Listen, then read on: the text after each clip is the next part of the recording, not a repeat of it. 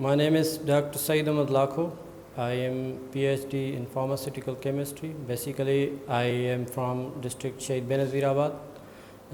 Previously, it was known as Nawab Shah. I am a villager and I have got my basic education from my village, Mitakhan Jokhyo, Talka Daulatpur. Now it has been converted into Talka Qazi Ahmad. I have then earned my education from class 8 up to MPhil in Jamshoro. After that, I went to for PhD in University of Karachi and got my degree in meantime. सबसे पहले मैंने जो education से सीखा है वो ये है कि आप डरें नहीं, क्योंकि मैंने जितनी भी एक्सपीरियंसेस किए हैं, मैं स्टूडेंट रहा हूँ यूनिवर्सिटी ऑफ सिंध में या कॉलेज साइड में या यूनिवर्सिटी ऑफ कराची में, तो बहुत स्टूडेंट ऐसे हैं, या इवन जो मैंने जॉब की है, तो क्योंकि मैंने जॉब की है लाड़काना में as teaching assistant चांदका medical college में, फिर मैं कराची में एक फार्मा कंपनी में काम कर चुका हूँ। उसके बाद मैंने नवाब शाह यूनिवर्सिटी जो है पीपल्स मेडिकल यूनिवर्सिटी में, उसमें मैंने सर्व किया एज असिस्टेंट प्रोफेसर। तो वहाँ पे बहुत से हमारे जो स्टूडेंट्स हैं वो डरते बहुत हैं कुछ करने से या कुछ पूछने से, या उनमें इतनी हिम्मत नहीं होती कि वो आगे फेस करें किसी परेशानी को, क्योंकि they are not trend for that.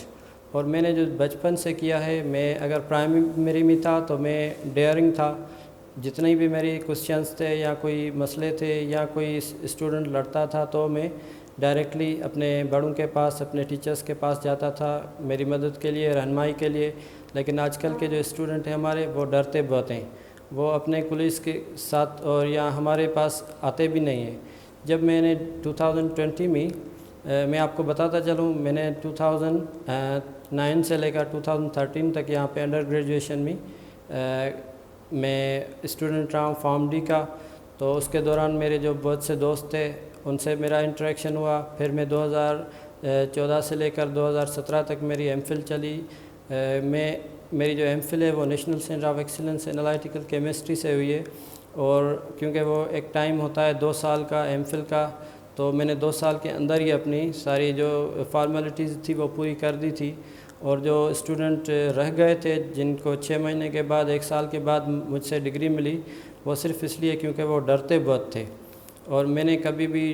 डर को अपने ऊपर हावी नहीं होने दिया। जहाँ तक मैं गया हूँ अपने एक लेवल और अपनी जो लिमिट है उसके अंदर मैंने अपने लिए, अपने स्टूडेंट्स के लिए, अपने दोस्तों के लिए बात की है।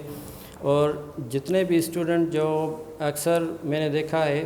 जो फेल्यूर होते हैं और फेल होते हैं तो उससे डरते हैं, मैंने एक लाइफ से चीज़ सीखी है, वो ये है कि डरना नहीं है, आगे बढ़ो। फेल्यूर कोई मसला नहीं, फेल्यूर इज़ एन ऑप्शन। और फेल्यूर आप कोई भी एग्जांपल ले लो, किसी भी साइंटिस्ट की, किसी भी सोशल वर्कर की, उसने पहली अटैम्प्ट में कामयाबी हासिल नहीं की, उसने फ़ेल होके बार बार फेल होके फिर भी वो उठ खड़ा हुआ है। और जो हमारा जो बेसिकली फेल स्टूडेंट है जो कोशिश ही नहीं करता, क्योंकि कोशिश ना करने वाला तो वैसे ही फ़ेल होता है, उसमें 100% उसके चांसेस फेलियर के हैं। लेकिन अगर वो अटेम्प्ट करेगा, कोशिश करेगा डर को हावी होने पर, तो हो सकता है वो 1%, 2%, 10% और 100% चांसेस उसके होते हैं पास होने के या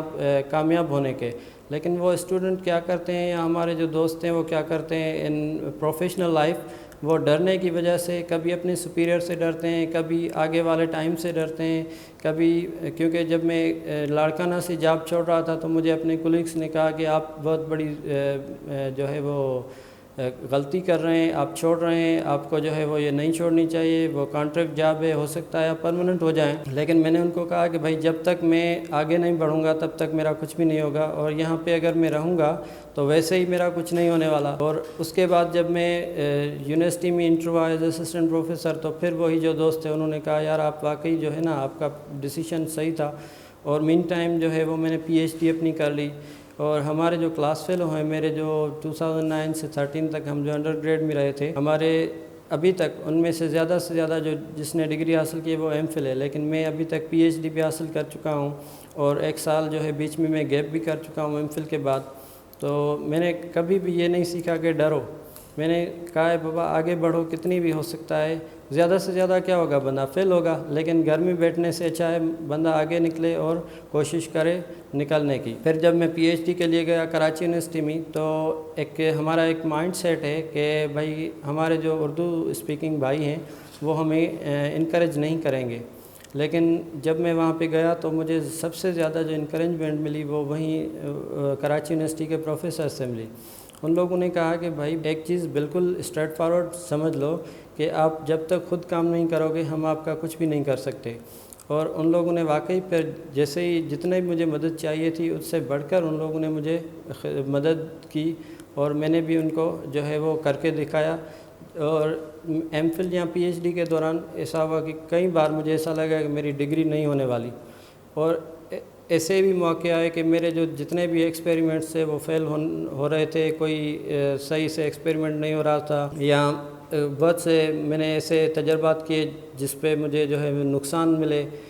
فنینشیل، لیکن پھر بھی میں آگے بڑھتا رہا۔ میرے جو استاد تھے، ایم فل کے سپروائزر تھے یا پی ایچ ڈی کے، انہوں نے مجھے ہمیشہ انکریج کیا اور کہا کہ آگے بڑھو، کوئی ایشو نہیں ہے، ہم آپ کے پیچھے کھڑے ہیں۔ اور واقعی ان لوگوں نے مجھے جو ہے وہ اتنا سپورٹ کیا جتنا مجھے ایکسپیکٹیشن بھی نہیں تھی، اور جو مجھے ڈرایا گیا تھا کہ آپ وہاں پہ جاؤ گے کچھ بھی نہیں ہوگا، آپ کو جو ہے وہ مدد نہیں کریں گے، آپ کو انکریج نہیں کریں گے، لیکن آگے چل کے جب ان لوگوں نے مجھے مدد کی اور مجھے انکریج کیا تو مجھے لگا کہ واقعی میرا جو ڈیسیشن تھا وہ صحیح تھا، اور میں نے جو رسک لیا لاڑکانہ سے جاب چھوڑ کے کراچی جانے کا، وہ ایک بہت ٹائملی اور بہترین ڈیسیشن ثابت۔ بیسیکلی میں